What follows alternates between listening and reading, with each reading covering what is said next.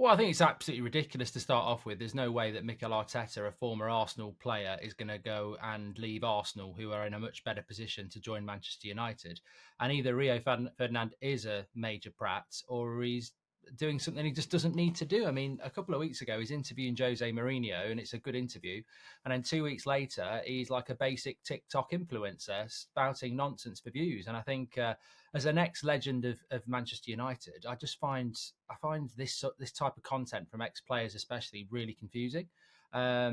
It's just nonsense for views, and he doesn't need to do it. And then he'll be on TV talking about tactics, which he knows, or he'll be interviewing Mourinho, and then he's coming out with nonsense like that, and which are probably banter. I mean, he did it in the summer. He was in a bloody train station, and he said, "Qatar, I've heard Qatar are going to buy Man United," and it's not true. And opinion without accountability is nothing in this game. And I just think sometimes, it needs calling out. It's curious, even as a United fan. I don't see it as banter.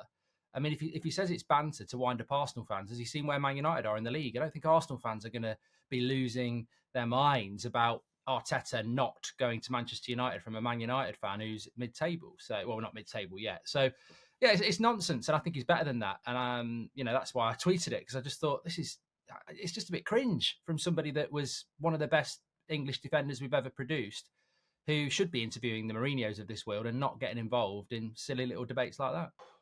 Well, I think, like anybody, to be fair, people do have bad takes. I mean, that's why football fans have opinions and argue against ex-players who've played the game, because, playing the game is very different to talking about the game. And I've seen some ex-Man United players, when we were looking for a manager, say, let's go and get Simeone, which is just incredible when you think the teams they played for. But out of who I enjoy the most, I think it's got to be Roy Keane. He does come out with some really moody stuff, but he would have to be my number one.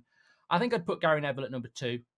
As much as I've disagreed with him a few times, I do think he's a good pundit, so I'd put him at two. I actually quite like Paul Scholes. I'd put him at three.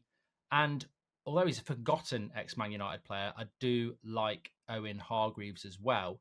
And actually, I wouldn't even put Ferdinand five. I actually quite like Patrice Evra when he's on as well. So if it's a top five, Rio's in the Europa League there.